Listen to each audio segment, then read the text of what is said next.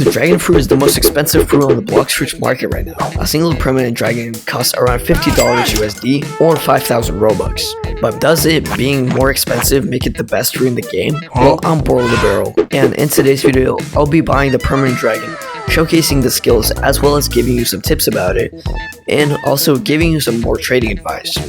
Make sure to like the video and subscribe with post notifications enabled in order to never miss another upload, as well as helping me reach 500 subscribers by the end of April. Anyway, with that out of the way, let's get straight into the video. Alright everyone, so here as you can see, I actually bought the permanent version of the dragon. It did take quite a bit to earn enough Robux for that. Now there is quite a lot that I want to talk about with this fruit because it's a lot more complicated than some others. Now actually I usually do with most of my reviews. I want to go over some of the general information that you might want to know about this fruit, as maybe if you're kind of new and maybe don't understand exactly everything about it. So this is a very expensive fruit. It's actually the most expensive at the moment in the Blox fruit shop because of 5,000 Robux. This is it right here. It's very high value, especially the physical fruit, which we will get into later on. It is a mythical, but I'm not actually sure why, but it does have a different background to it than other fruits. Now it's actually not very common to trade because of how hard it is to actually get a physical fruit. Now there are a ton of videos kind of explaining the dragon update, but I wanted to go over the actual dragon fruit and the transformation, the skills, everything about it. It is almost impossible at this moment to get a permanent version of this fruit, not necessarily because of how high value it is, but mainly because of the fact that not many are going to give any good fruits for a permanent dragon. But we will get into all the trading stuff later. So for now, let me just go over all of the skills. As you can see, I have a fury meter here, and since it's already almost full, I'm actually going to be switching to the West Dragon. And that's the first thing that you'll notice. There's actually two different types of dragons, East and West. Let's get into the West Dragon first, and then we'll get into the East Dragon, and then we'll get into some other details. If you equip the dragon fruit, you can see first of all a fury meter, and it actually fills up on its own, but you'll see what it actually does later on. So the first skill that you actually get is called the Heat Wave Cannon. This is actually a pretty decent skill. This is what it looks like. Now you might have noticed there, for a second my fury meter went down, and then as soon as it hit the enemy, it actually went up. So if any of you guys watched my gas fruit review, you will remember the gas meter, which filled up with every hit that you gave to an enemy. But there's also an M1 attack that you get, which I'll go over right before I get into the transformation. So this is the second skill that you unlock. It's called the Infernal Pincer. I can't be right. Anyway, if I did mispronounce that, let me know in the comments, because I kind of suck with the pronunciation of some of the things in this game. But anyway, this is what it looks like.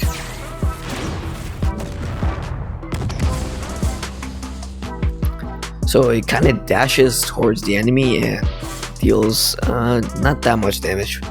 It's decent though. Here is the Scorching Downfall. Now this is actually one of, if not the best skills that you can get, transformed and detransformed. So this is what it looks like. As you can see, a ton of damage, but also it kind of reminds me of that one dragon gun. I don't remember what it was called, but so yeah, whatever that name is, that's what it reminds me of.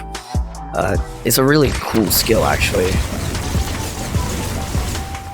A decent amount of damage when you're not transformed actually. But here is the Draconic Soar. As every single fly ability looks, this is what it looks like. Though it does also do some decent amount of damage. And this is the M1. not a lot to showcase there because it was a one hit. Let's do it again.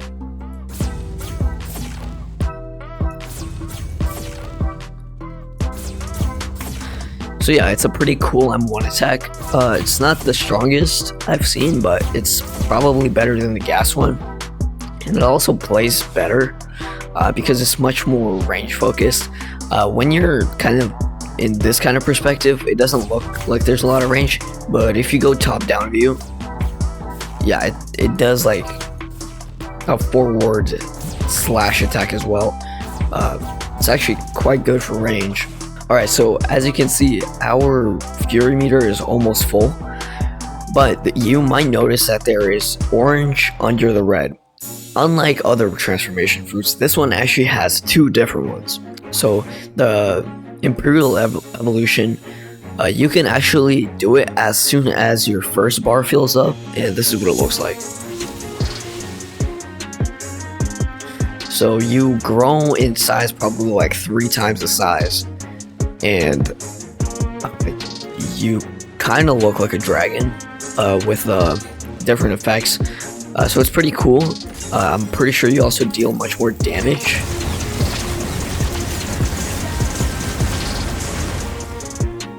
I'm pretty sure that was actually longer than the detransform version, but you certainly deal more. Now, none of the actual skills change, but once you're transformed, they do change. So you'll have this like rainbow effect on your fury meter, and now you just gotta transform again. So it does some AoE attack, and this is what the West Dragon looks like. Now, something that is kind of cool is if you don't have your aura equipped, the aura ability, this is what your dragon is going to look like. But if you do have it equipped, you get some armor, and honestly, it looks really, really cool. And I gotta appreciate how you actually don't need to have the armor always equipped, so you can choose whether or not you want it equipped. Now, the armor itself doesn't do anything, but it's the aura, so it's just a pretty neat addition, I think. But yeah, so here are the new abilities. This is a pretty tight space, so let me just use the first ability that I guess I'll showcase. It's called the Draconic Soar, and this is what it looks like. So yeah, it's pretty cool, honestly. You dual dash, and so I think this is a much more open space here. So this is the heat wave cannon. Now you can either just do it normally, or you can actually charge it up, and after a while, once it fully charges up, this is what will happen. That is a lot of damage. What is that, like almost 16,000 damage from a single attack, and I'm not even maxed out yet. But yeah, so that's pretty cool. Now, the Infernal Pincer isn't that great. It's actually probably one of the weakest skills that you can learn, but it does do a decent amount of damage as well. And also the Scorching Downfall.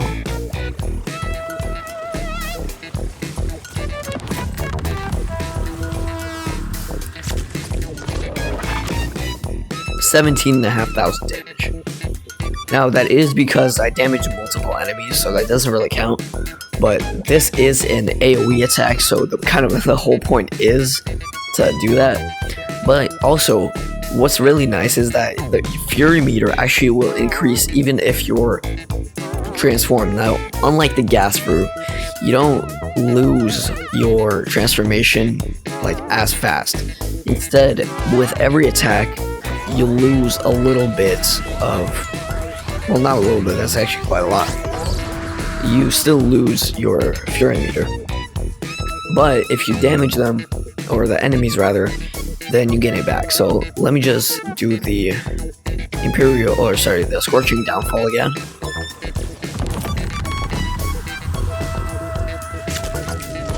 As you can see, my fury meter did actually go up much more than it did before. But yeah, that's the Western Dragon. Now, the Western Dragon is actually probably the best version of the dragon. it isn't necessarily the best when it comes to mobility because it's quite hard to move around in not necessarily tight spaces, but if you saw there in the little town, it was actually harder to move around. Now this is, I believe, more of a PvP version of the dragon and not grinding, though it doesn't necessarily matter because the damage is good either way. And I mean, it just looks really cool. I genuinely really like the design of the dragon.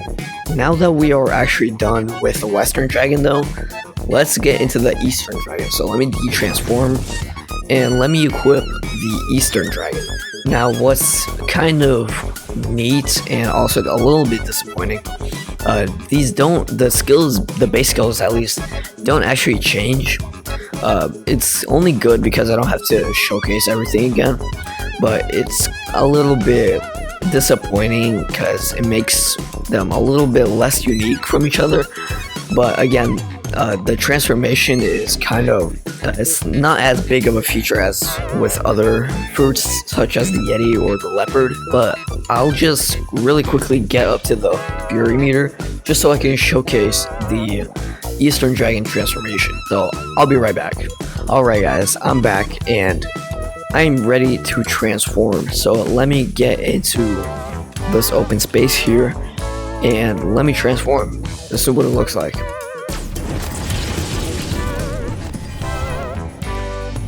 I must say I really am liking the kind of spawning in animation much more than the Western version. And also the design is actually much cooler. By the way, this is what it looks like without the aura equipped, so it's not as big of a difference as it is with the Western dragon, but this version is it still looks really, really cool and high detail. Alright, so let me use the Draconic Soar ability once more so I can fly over there.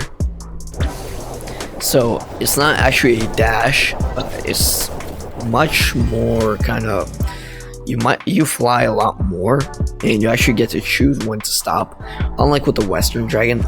So I really like how you actually fly much longer, and I believe it's actually much faster, though the Western dragon does do a soar attack, whereas this one just kind of floats. But I do like how versatile this one is. Like, it can fare through here, maybe not through there, like it can do that. It can, like, it's much easier to showcase than the Western dragon. But is it any better mechanically? And I did not mean to do that. Alright, well, let's just see. So this is the heat wave cannon.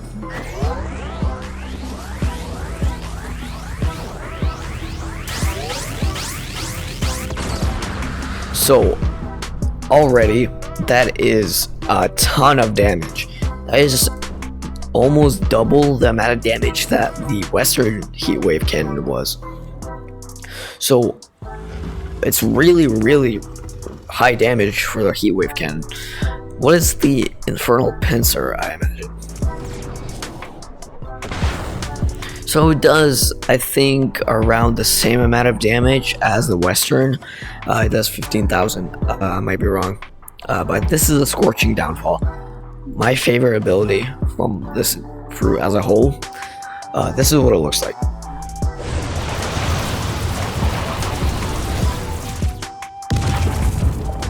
Yeah, that is probably double the amount of damage. So the AoE, I believe, is larger.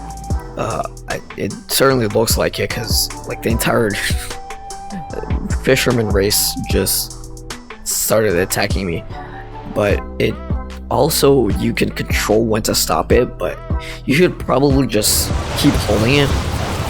I mean, look at that, 40,000 damage, and I actually was able to kill one. So this is certainly really, really strong. I personally really like the design of the Eastern dragon, as well as the abilities. And personally, I can't really decide which one is better. I kind of use both Eastern and Western interchangeably. which you can actually do if you buy the permanent version. That's actually a good plus, is that you get to choose whether or not you want to be west or east, and you can change them any times that you want. Alright, so now I feel like I should get into the trading part of the video. So I don't have that much knowledge on dragon trading because I've never actually traded a dragon before, but I do know some things about it. So first of all, you can trade a physical dragon for a Buddha fruit, and not just a regular Buddha fruit, but a perm Buddha, which, as you might know, is quite valuable, not just for trading, but as a whole. Buddha is a great fruit, especially for grinding. So if you actually want a permanent Buddha, dragon is worth it, but I would also suggest that you look for some ads. Dragon itself is really hard to obtain, especially the physical version. And as I've mentioned before, nobody's just going to trade a permanent dragon for like 3 or 4 dragons. It's not very common for that to happen, but trading a dragon in general is actually worth doing, because physical dragon is a great trading token, because you can get basically any permanent fruit that you want, maybe aside from kitsune and leopard, I'd say. But if you want a fruit like Yeti, actually leopard might work. If you want Yeti, if you want Buddha with ads, stuff like that, dragon is a great trading token for that. And of course, you can trade multiple at once, so that's probably another addition that you might want to consider. Now, as I've said before, while this is a very expensive fruit to buy permanently, of course, it's only worth around 3 to 4 physical dragons, and that is, as I said, due to the fact that permanent dragon, you just kind of have it, and why would you really trade it? It's just kind of the best, well, rather the most expensive fruit on the market right now. So you can't really do that much with it. Nobody's just gonna offer you any permanence for it, because if you already afforded a permanent dragon, you could probably afford something less expensive than that. But with a physical dragon, they're really rare. First of all, they're harder to obtain than permanent dragons, because physical fruits as a whole are not as common as permanents, because you can just buy them out of the shop. And as I said, physical dragons, they are great trading tokens. So if you're ever kind of considering buying a permanent fruit, maybe if that's, of course, assuming that you want to trade the permanent fruit, maybe don't buy a dragon, because it's not great for trading. As for trading for a physical dragon, I think there are a couple that you might want to consider. Doe, Gas, Yeti, maybe not leopard, and all of these are obviously negotiable, but you can probably get away with trading a permanent Buddha or a permanent magma if you add some other stuff. But yeah, this is, as I said, a very valuable physical fruit to have. But if you're kind of looking for that just a little bit of fun to have with a fruit, this is quite a versatile fruit. There's not that much that you can do with the base skills, but if you do get bored of other fruits, the transformations are great. However, they're not actually exactly what I would call the centerpiece. Yes, of course, it's a big part of the marketing for this fruit, but the skills themselves are actually good on their own as well. But yes, it does get kind of carried by the transformation, especially with Scorching Downfall. Just look at this again.